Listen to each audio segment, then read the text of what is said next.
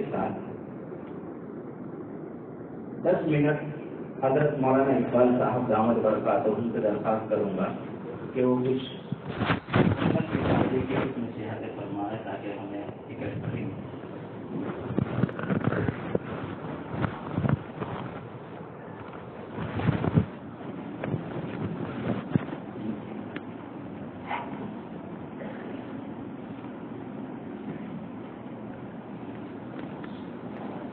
الحمد لله رب العالمين والصلاة والسلام على سيد المرسلين وعلى آله وصحبه أجمعين.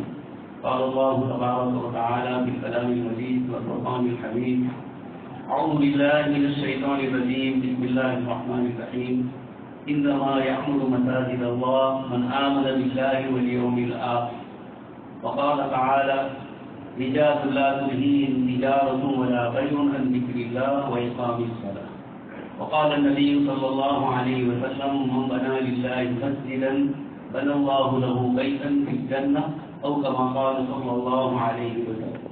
محترم و مکرم حضرات اکابرین، مہمانان نظام اور گاؤں کے بھائیوں، اللہ تبارک تعالیٰ کا شکر و احسان ہے کہ آج اس نے ہمیں اپنے گھر میں جو ایک نئی تعمیر ہوئی اور یہاں ہمیں اللہ تبارک تعالیٰ نے پہنچایا اور اللہ تبارک تعالیٰ نے مسجد کے کام کو ماشاءاللہ مکمل فرمایا. آپ کے سامنے آیت پڑھی ہوئی اللہ پاک فرماتے ہیں کہ اللہ کی مسجدوں کو وہی لوگ آباد کرتے ہیں من آمن باللہ والیوم الآخر، جو اللہ پر اور آخرت کے دن پر یقین کرتے ہیں. ولم یخش الا اللہ، اور اللہ پاک کی ذات عالی کے علاوہ کسی کا خوف اور ڈر ان کے دل میں نہیں. اس لیے کہ دو ڈر جمع نہیں ہوتی. بندوں کا ڈر ہو تو اللہ تبارک تعالیٰ کا ڈر نہیں آتا. اللہ پاک کا ڈر نہیں ہوتا ہے تو نبوت میں اللہ پاک بندوں کا ڈر دل میں ڈال دیتا. یہاں ایمان والوں کی فضیلت میں بتلایا ولم یخش الا اللہ، ایمان اور اعمال صالحہ اور آخرت کے ساتھ یہ اللہ کا خوف رکھتے. اور دوسری جو آیت میں نے آپ کے سامنے پڑھی رجال لا تلہیہم، وہاں ہے یخافون یوما تتقلب فیہ القلوب والابصار. یہ ڈرتے ہیں مسجد والے فی بیوت اذن اللہ. بیوت سے مراد مسجد ہے، اللہ پاک کا گھر ہے. اس گھر میں جو لوگ نماز کے لیے آتے ہیں ان کا کاروبار ان کو اللہ کی مسجد میں آنے سے روکتا نہیں ہے. وہیں آگے فرمایا کہ وہ اللہ کی عبادت سے مشغول ہے، ان کی تجارت وغیرہ ان کو غافل نہیں کرتی. نماز کے اوقات اور نماز کی پابندیوں میں وہ مصروف رہتے ہیں. لیکن آگے فرمایا یخافون یوما، وہ ایک ایسے دن سے ڈرتے ہیں تتقلب فیہ القلوب والابصار، جس دن دل اور نگاہیں الٹ پلٹ ہو جائیں. یہ مومن اور مسلمان کا آخرت کا ایمان کا جو سب سے بڑا بنیادی مقصد ہے، اس میں ایمان باللہ کے ساتھ ایمان بالآخرت ہے. اللہ پاک نے ان آیات میں ایمان والے اور نماز والوں کے لیے یہ دو چیزیں فرمائی کہ خوف ہے تو اللہ پاک اور نہیں ہے فلا یخافون، کسی اور کا خوف نہیں. یہ اللہ پاک نے نماز اور مسجد اور اللہ پاک کی صفات کی بنیادی چیز جو ذکر فرمائی کہ جب اللہ پاک کا خوف آتا ہے تو مخلوق کا خوف نکل جاتا ہے. شیخ سعدی رحمۃ اللہ علیہ فرماتے ہیں میں نے ایک شخص کو چیتے پر سوار دیکھا. میں نے ان سے کہا کہ دیکھو ایسی مخلوق ہے جو انسان کو مار کھانے والی ہے اور تم اس پر سوار ہو. تو اس نے مجھے کہا تو ہم گردن الحب میں لاور مفیش کہ گردن نفیست حکم میں تو ہے. جب تو اللہ کے احکام کی فرما برداری کرنے والا ہو جائے گا تو یہ کائنات کی مخلوق کچھ نہیں ہوگی، سب تیری خالی ہوگی. سفینہ رضی اللہ تعالیٰ عنہ جا رہے ہیں اور شیر راستہ بتلاتا ہے. یہ مسجد اور مسجد والے اعمال کتنی فضیلت والے ہیں، مسجد والی صفات اتنی قیمتی ہے کہ اللہ پاک تاکید سے فرماتے ہیں انما یأمر مساجد. اور دوسری آیت میں اس سے پہلے فرمایا کہ ما کان للمشرکین یأمروا مساجد اللہ. شرک اور کفر کے ساتھ مسجد آباد نہیں ہوتی ہے، ان کو کوئی حق نہیں ہے. حق ہے تو انما یأمر مساجد تاکید کے ساتھ. اس لیے دوستو ہم اور آپ نے مسجدیں تو ہمارے یہاں بنتی ہی ہے، لیکن آیت کریمہ میں انما یأمر جو فرق ہے مسجدوں کو آباد کرنا، یہ آبادی دو طرح سے ہوگی.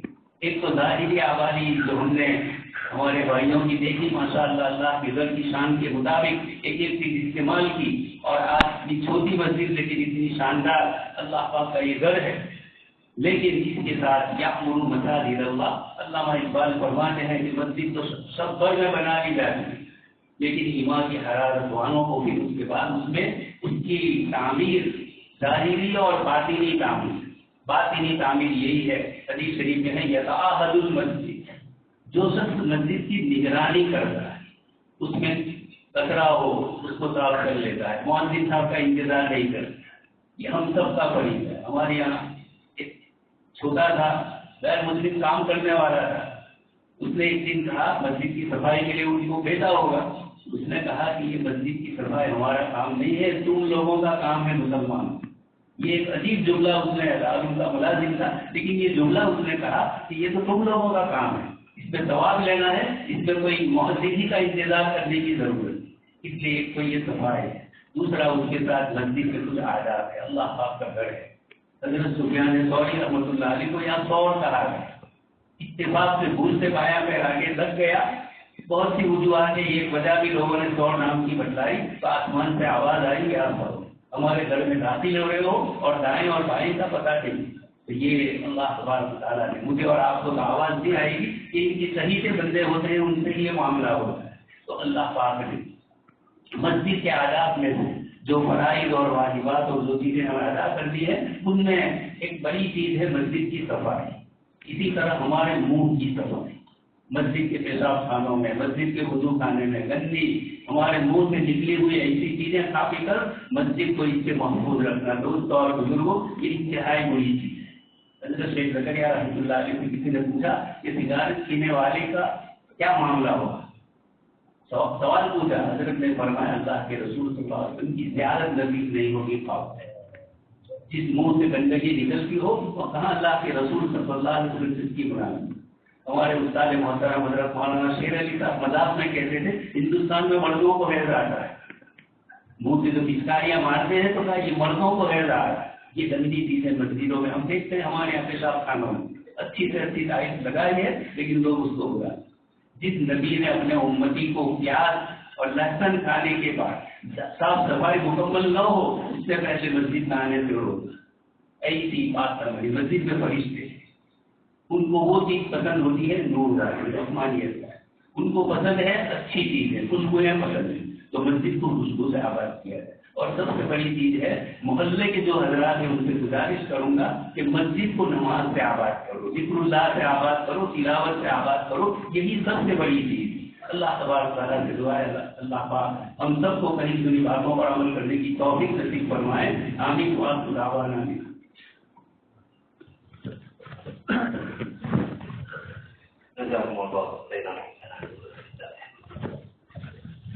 اب ہم نہایت کے ساتھ ہمارے